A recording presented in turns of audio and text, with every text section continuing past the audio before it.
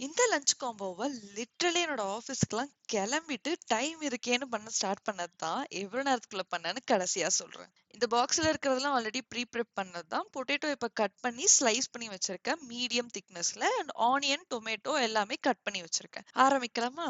இதுக்கு ஒரு பாத்திரத்துல 1 கப் வாஷ் பண்ண ரைஸ் சேர்த்துக்கிறேன். அதோட 2 கப் ஹாட் வாட்டர். இந்த ரேஷியோ எனக்கு ரைஸ் தேவையான அளவுக்கு வேகறதுக்கு கரெக்ட்டா இருந்துச்சு. அடியும் பிடிக்கல. இதுலயே சீரகமும் உப்பும் போட்டு மிக்ஸ் பண்ணிக்கிறேன். அடுத்து ஒரு கிண்ணத்துல கொஞ்சமா வெங்காயம், தக்காளி, இஞ்சி ஒரு துண்டு, 4 பல்லு பூண்டு சேர்த்துக்கிறேன். அதுக்கப்புறம் முந்திரி ஒரு 5ல இருந்து 7. அடுத்து இன்னொரு பிளேட்ல நம்ம ஆல்ரெடி ஸ்லைஸ் பண்ணி வச்சிருந்த பொட்டேட்டோ ஸ்லைசஸ் மீடியமா ஸ்லைஸ் பண்ணி வச்சிருந்தோம்.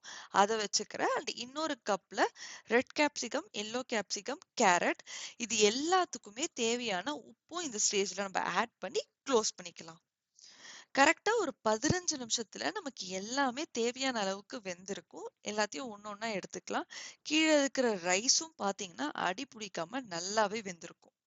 அடுத்து வேலையா பொட்டேட்டோவ மசாலால மேரினேட் பண்றதுக்காக ஒரு பிளேட்ல 1 டீஸ்பூன் அரிசி மாவு எடுத்துக்கிறேன். அதோட மஞ்சத்தூள் 1/2 டீஸ்பூன், மிளகாய்த்தூள் 1 1/2 டீஸ்பூன், சீரகத்தூள் 1 டீஸ்பூன், கரம் மசாலா 1 டீஸ்பூன், அதோட ஆலிவ் ஆயிலும் கொஞ்சமா சேர்த்து நல்லா மிக்ஸ் பண்ணிக்கிறேன். ரொம்ப வேணாம், லைட்டா இருந்தா போதும். ஏன்னா நம்ம பொட்டேட்டோ ஆல்ரெடி வேக வச்சதுலயே தண்ணி விடும். அதை இதோட சேர்த்து மிக்ஸ் பண்ணும்போது கரெக்டான இதுல மிக்ஸ் ஆயிரும். இத நல்லா கோட் பண்ணும்போது தான் சால்ட் போடாதத மறந்துட்டேன். ஸோ அதையும் சேர்த்துட்டு இப்ப நல்லா அப்ளை பண்ணிக்கிறேன். இத கொஞ்ச நேரம் மசாலா கோட் ஆறதுக்கு விட்டுறலாம்.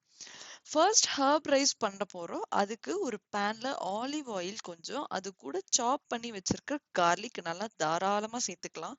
கொஞ்சம் உப்பும் போட்டுக்கிறேன். இந்த கார்லிக் நல்லா ரோஸ்ட் ஆகி ஸ்மெல் வரணும்.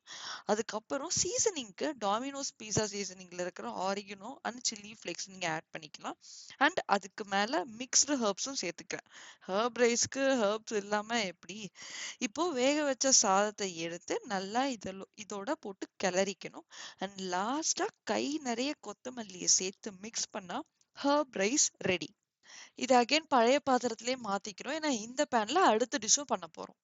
இதுக்கு 1 டீஸ்பூன் தாராளமா பட்டர் சேர்த்துக்கிறோம். அது உருகுனதும் அகைன் ரொம்ப தாராளமா கார்லிக்க சேர்த்து அது கொஞ்சம் ரோஸ்ட் ஆனதும் நம்ம வாஷ் பண்ணி வச்சிருக்கிற மேத்தி லீவ்ஸ சேர்த்துக்கிறேன்.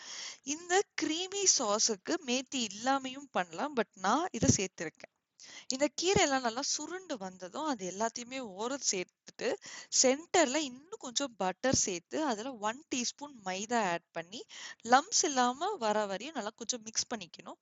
உடனே பாலை கொஞ்சம் கொஞ்சமா சேர்த்து அது நல்லா திக்கா ஒரு கிரீமி கன்சிஸ்டன்சி வர வர நம்ம அதை கிளறி விட்டுக்கிட்டே இருக்கணும்.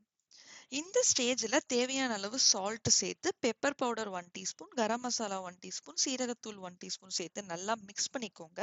இந்த வெங்காயம், தக்காளி எல்லாம் வேக வச்சிருந்தோம் இல்லையா? அத மிக்ஸர்ல போட்டு நல்லா கிரைண்ட் பண்ணிட்டு, அந்த மசாலா பேஸையும் இந்த சாஸ்லயே ஆட் பண்ணி நல்லா மிக்ஸ் பண்ணிக்கோங்க.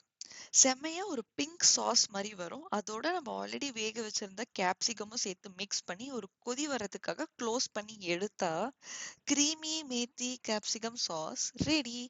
டேஸ்ட் பார்த்துட்டு ஒரு வாட்டி உப்பு, பெப்பர், கரம் மசாலா எது எதெல்லாம் இல்லையோ அத ஆட் பண்ணா முடிஞ்சது. இப்போ கடைசியா இல்ல, இது நான் முன்னாடியே பேரலா பண்ணிட்டு இருந்த விஷயம் தான். ஒரு தவால நல்லா சூட ஏத்திட்டு, நம்ம ஆல்ரெடி மேரினேட் பண்ணி வச்சிருக்க பொட்டேட்டோ எல்லாம் வச்சுட்டு, பேரலா பண்ணா பொட்டேட்டோ 2 சைடுமே வந்து லைட்டா தான் ரோஸ்ட் ஆக வேண்டியது இருக்கும். அந்த மசாலா ரோஸ்ட் ஆனா போதும். பிகாஸ் ஆல்ரெடி பொட்டேட்டோ நம்ம வேக வச்சு எடுத்ததுனால உள்ள எல்லாமே வெந்திருக்கும். ஸோ இதுவும் பேரலா பண்ணா நம்ம பொட்டேட்டோ ரோஸ்ட்டும் ரெடி ஆயிருக்கும். ஃபைனலி நம்ம எல்லாமே லஞ்ச் பாக்ஸ்க்கு பேக் பண்ண வேண்டியது தான். இது பேரலா பண்ணதுனால நீங்க நினைக்கிறத விடயே கண்டிப்பா இத சீக்கிரமாவே பண்ணி முடிச்சிடலாம். நான் இத ஆல்மோஸ்ட் ஒரு 30 மினிட்ஸ் பிகாஸ் நான் கேப்சிகம் அது எல்லாமே ஆல்ரெடி கட் பண்ணி வச்சிருந்தனால எனக்கு 30 மினிட்ஸ்ல இது எல்லாமே பண்ணி முடிக்க முடிஞ்சது.